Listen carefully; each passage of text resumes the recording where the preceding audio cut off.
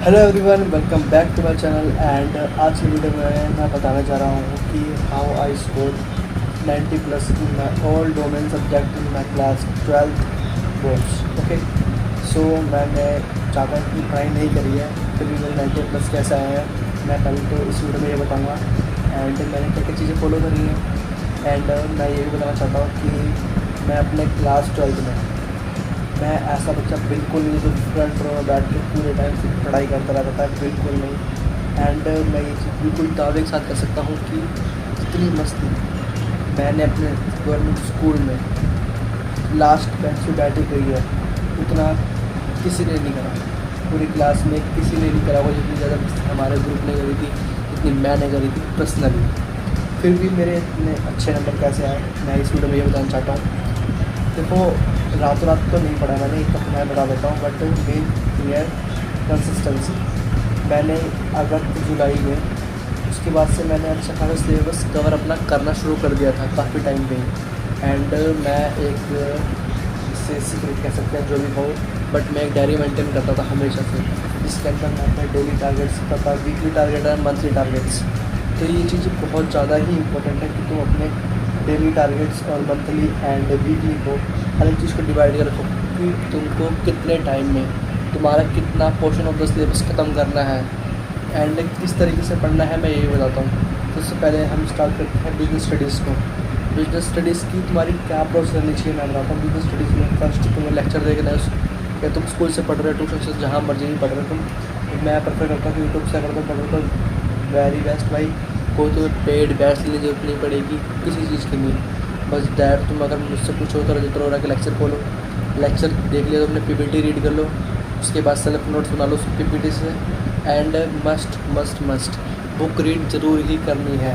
NCERT read कर सको NCERT कर लेना, या फिर अपनी पूनम गांधी बेस्ट बुक है वो तो पूनम गांधी रीड करो। उसके अंदर क्वेश्चन है, अच्छे से सॉल्व करो।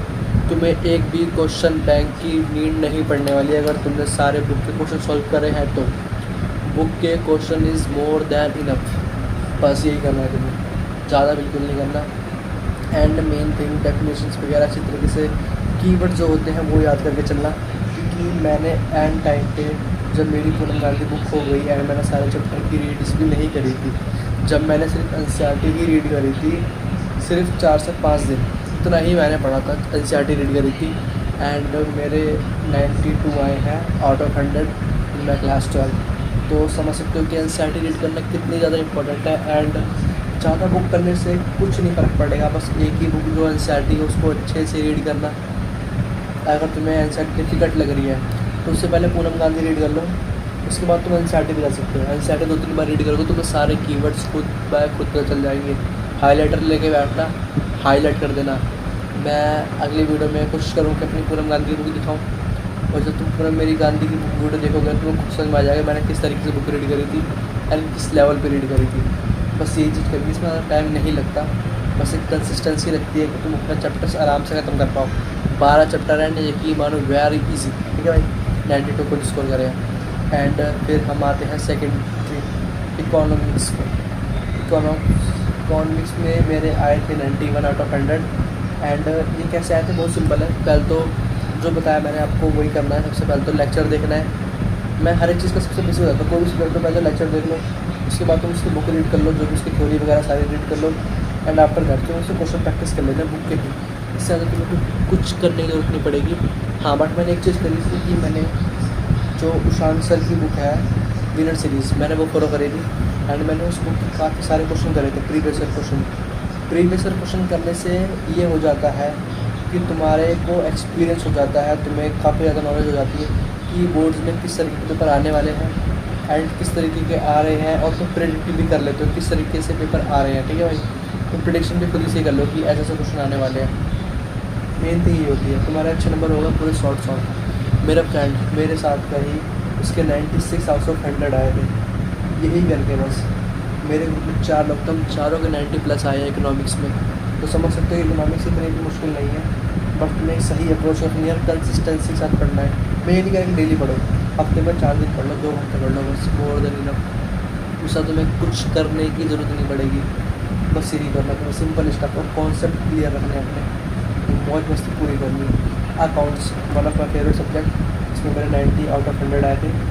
एंड इसमें मेरी क्या अप्रोच रही थी कि हम बुक के क्वेश्चन जितने हो सके सारे कर दें, बुक के इलस्ट्रेशंस एंड उसके में जितने भी सारे क्वेश्चन होते हैं, और मेन थी थ्योरी भी बहुत अच्छे से पढ़ना।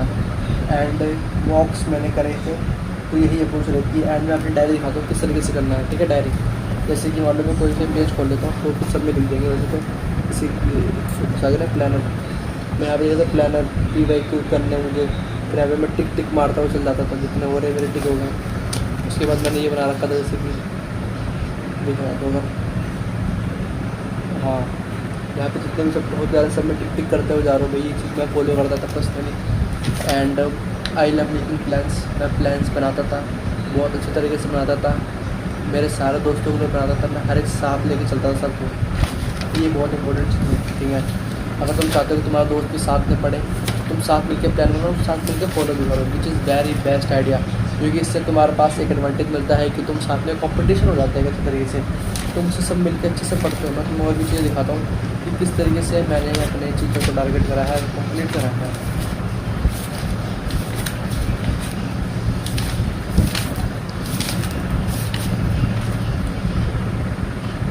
देखो हम ऐसे प्लान बनाते थे लाइक कि मैथ्स में इतने चैप्टर हो गए मेरे, इंग्लिश में इतने हैं, इकोनॉमिक्स में इतने हैं, मैं इस टाइम पे ये मॉक दूंगा, ये करूँगा, सारी चीज़ें करूँगा।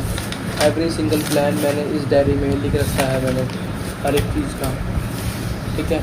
तो फिर ऐसे हिंदी में भी तो तुम्हें डायरी सिर्फ अपने समझ के लिए मेंटेन करनी है, किसी और समझ के लिए नहीं कि इसको समझ में आना चाहिए, ये सब चीज़ें तुम्हें बिल्कुल नहीं करनी है, बस अपने समझ के लिए। तुम कैसे भी हैंड राइटिंग लिखो, कुछ भी करो, सिर्फ तुमको समझ में आना चाहिए, सामने वाला क्या भाग रहे।